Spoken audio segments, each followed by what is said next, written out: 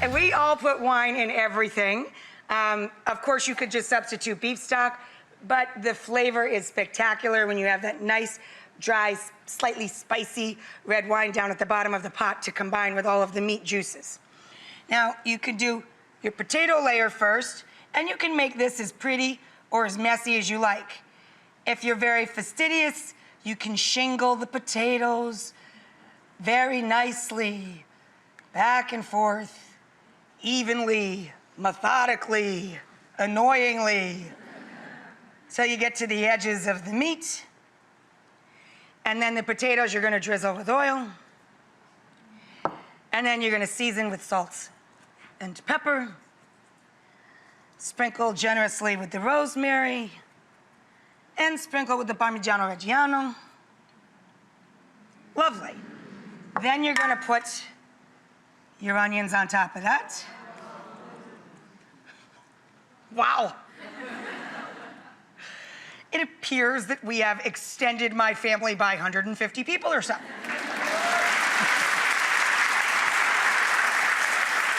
Then you have your onion, thyme, garlic layer. Then you have, hello, tomatoes.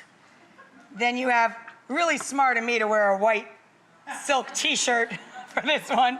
You squish up the tomatoes very carefully, hopefully not making your shirt into a Pollock painting.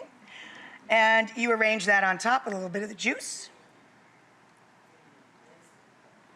The basil, I won't forget.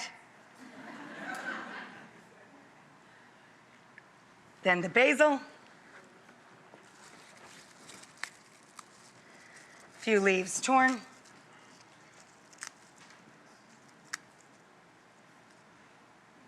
And then it gets really silly and you repeat the whole thing.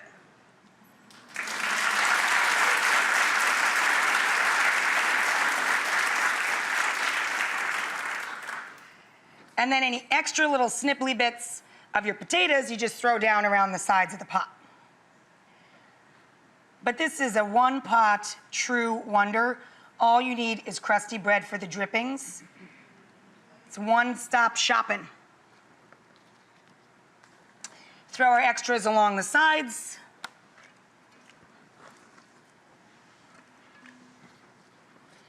Everybody into the hot tub.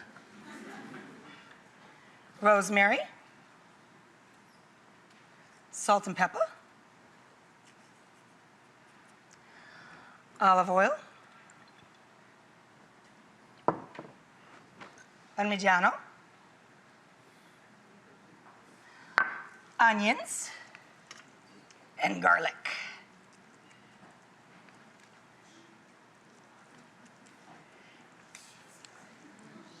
I know! It's ridiculous. We're almost there. It's so big and beautiful, it's almost, I don't know, like watching somebody have a food baby or something.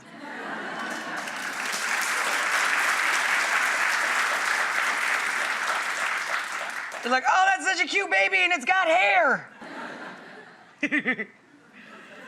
Pour your extra tomato down over the top. A little extra basil. Gild the lily with a little extra olive oil.